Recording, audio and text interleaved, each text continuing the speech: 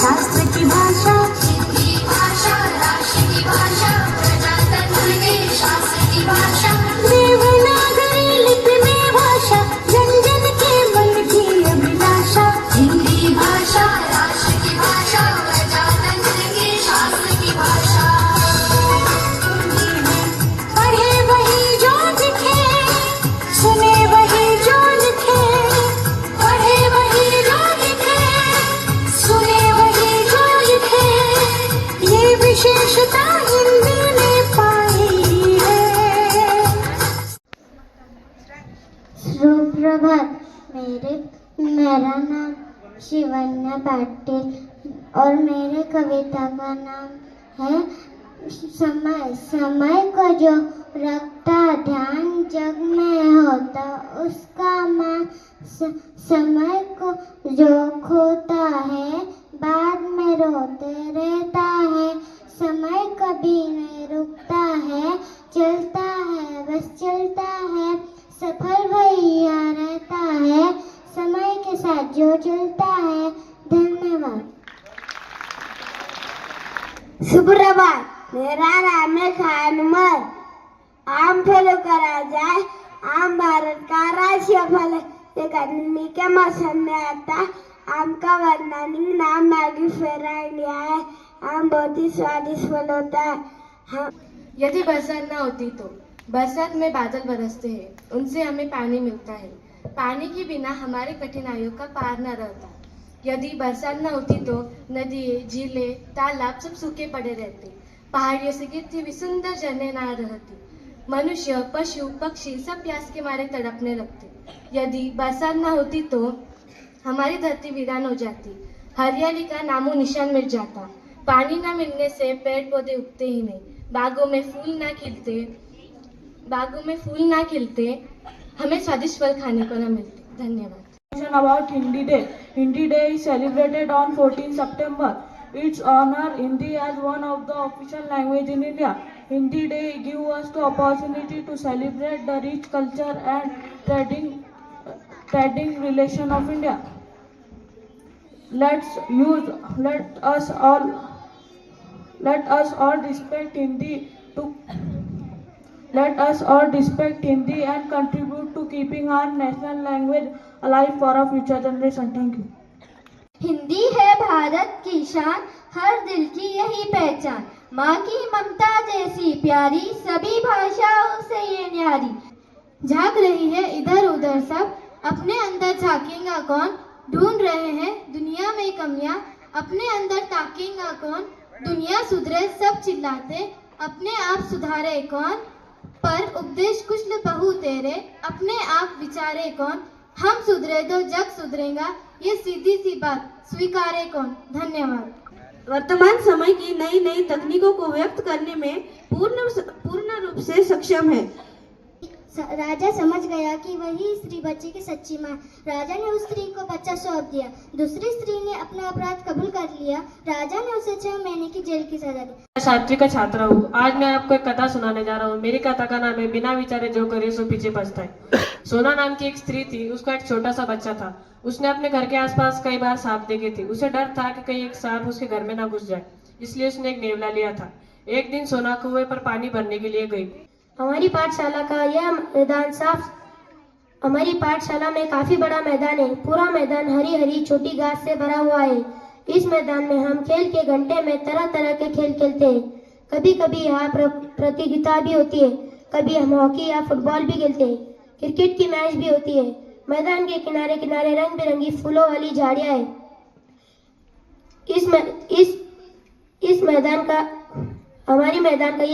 यह मैदान साफ सुथरा रहता है। धन्यवाद। पहली कक्षा में हूँ। मैं आपको केले के बारे में बताना चाहता हूँ। केला एक ऐसा फल है जिसको खाने पर तुरंत ताकत मिल जाती है। हिंदी दिवस। मेरे कविता का नाम है हिंदी दिवस।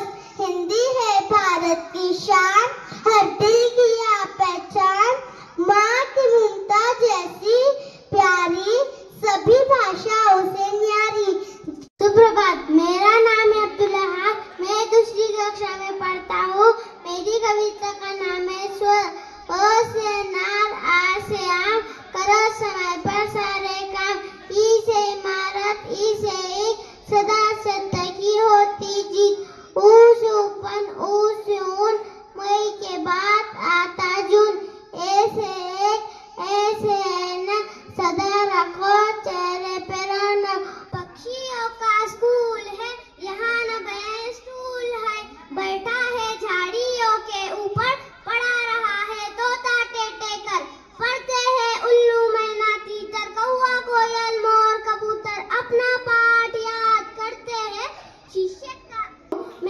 कविता का नाम है बारिश।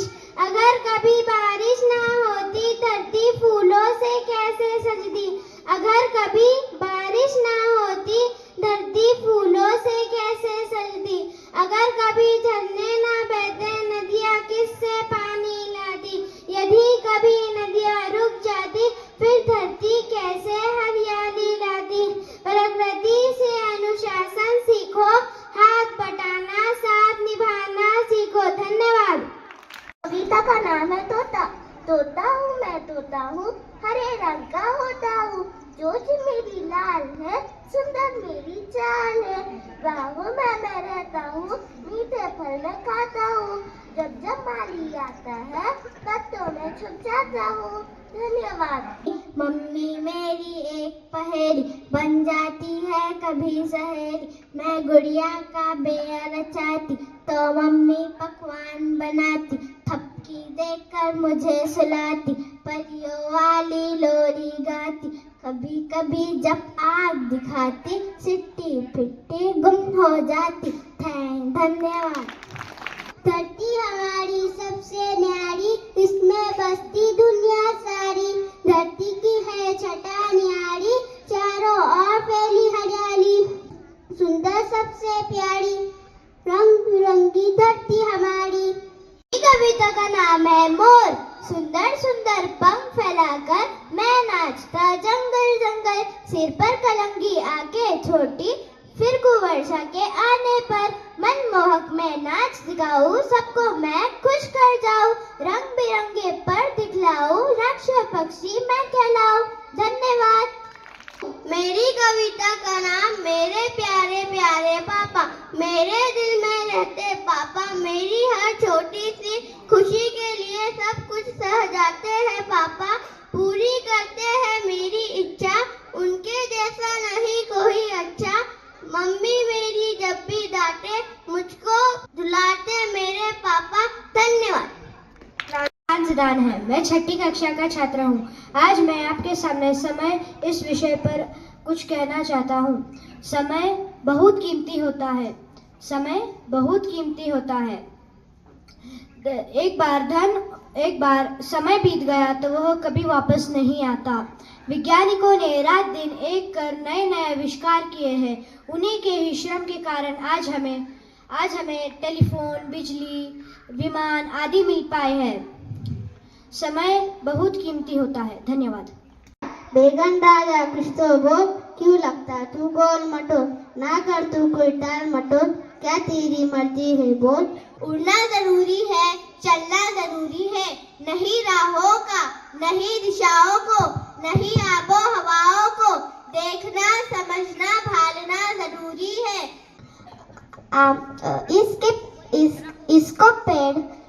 इसका पेड़ घना और हरा भरा होता है। इसके पत्ते लंबे और नुकीले होते हैं। मेरे शिक्षक बहुत बेचारे, बच्चों की हरकतों के मारे हैं, लेकिन बहुत ही प्यारे, हम सबका जीवन संवारे। जन जन की भाषा है हिंदी, भारत की आशा है हिंदी। जिसने पूरे भारत को जोड़े रखा है वो मजबूत धागा है हिंदी। हिंदुस्तान की गौरव गाथा है हिंदी, एकता की अनुपम परंपरा है हिंदी। अंधविश्वास का अर्थ है बिना सोचे समझे किसी बात को मान लेना। यह विज्ञान का युग है। शिक्षा के प्रसार के कारण लोगों में वैज्ञानिक सोच बढ़ रही है, परंतु आज भी हमारे समाज में तरह तरह के अंधविश्वास फैले हुए हैं। जैसे काली बिल्ली रास्ता काटे तो उसे अपशगुन माना जाता है। जाते वक्त कोई छींक दे तो लोग उसे बुरा मानते हैं। फल फूल से जीवन भरते, शुद्ध हवाएं सबको देते। धरती का ये गहना बने, हम भी इनका नाम ले, हर दिन एक पेड़ लगाए। धन्यवाद। स्त्री ये नई फसल के अन्न से होली की पूजा करते हैं। दूसरे दिन को धुलेंडी कहते हैं। लोग रंगों से खेलते हैं, पिचकारियों में कलर भर भर के एक दूसरे पर डालते हैं। कुछ लोग अबीर गुलाल भी एक दूसरे पर डालते हैं। वाहनों के टायर में हवा भरी जाती है। गुब्बारा भी हवा से भरने से फूलता है। पंखे की हवा हमें ठंडक देती है। गर्मी में गर्म हवा चलती है, ठंडी में ठंडी हवा से हम पक्षियों का जीवन कितना सुंदर होता है। जहाँ जाना चाहते हैं वहाँ झट से उड़कर पहुँच जाते हैं। कितना अच्छा होता यदि भगवान ने मुझे भी पंख दिए होते तो मैं भी पक्षियों की तरह आसमान में दूर दूर तक उड़ता। स्वच्छता का अर्थ है किसी भी तरह की गंदगी का अभाव। स्वच्छता भगवान का ही एक रूप है। सबसे पहले हमारा शरीर स्वच्छ होना चाहिए। दांत साफ रखने से उनमें सड़न नहीं होती। रोज स्नान करने से शरीर स्वच्छ रहता है। शरीर की स्वच्छता मन को प्रसन्नता देती है। जीजाबाई एक आदर्श नारी थी।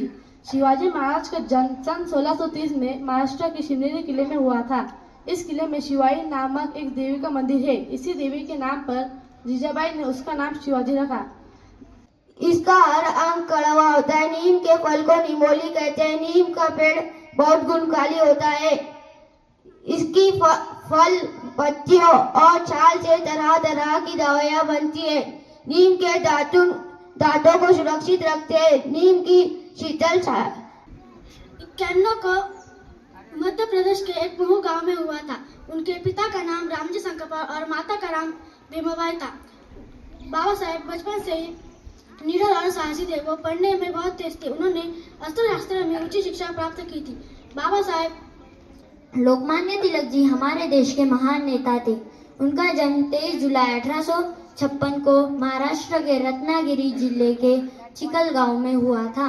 उनके पिता का नाम गंगाधर और माता का नाम पार्वतीबाई था।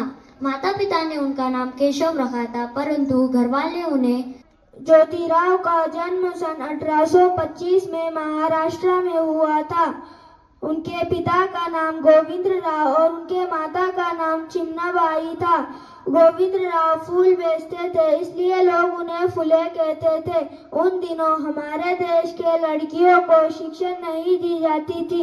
आषाढ़, सावन, भादो और अश्विन 4 महीने वर्षा ऋतु के हैं। वर्षा ऋतु में बादल गरजते हैं, बिजली कड़कती है, फिर चारों तरफ हरियाली छा जाती है, बाग में मोर नाचते हैं। हमारे जीवन में पेड़ महत्व है।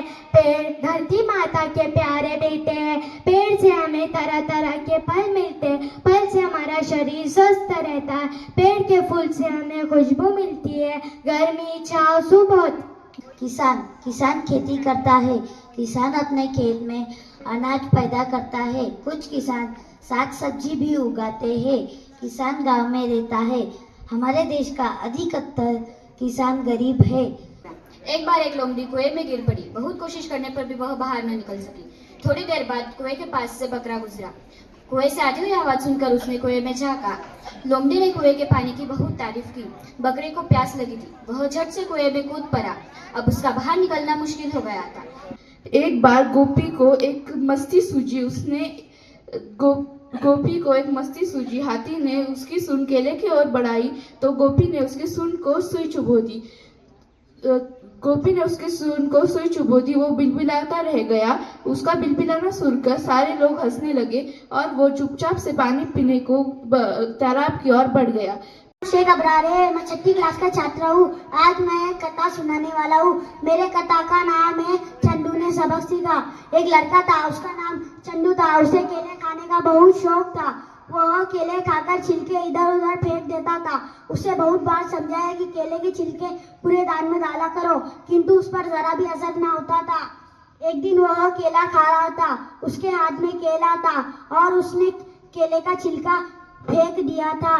यह विज्ञान का युग है। वैज्ञानिकों ने तरह तरह के आविष्कार किए। इन आविष्कारों के कारण हमें अनेक प्रकार की सुविधाएं मिली है। विज्ञान की सबसे बड़ी देन बिजली है। बिजली अंधेरे में प्रकाश देती है। बिजली का पंखा गर्मी में ठंडी हवा देता है। बिजली की धुलाई मशीन हमारे कपड़े धोती है। एक राजा था। एक बार वो लड़ाई में हार गया। दुश्मन से जान बचाने के लिए वह एक गुफा में जाकर छिप गया। राजा ने गुफा में एक चींटी देखी जो दीवार पर चढ़ने की कोशिश कर रही थी। चींटी दीवार पर चढ़ती और नीचे गिर पड़ती। इसी तरह चींटी ऊपर चढ़ती और नीचे गिरती। आखिरकार चींटी दीवार पर चढ़ने में सफल हो गई।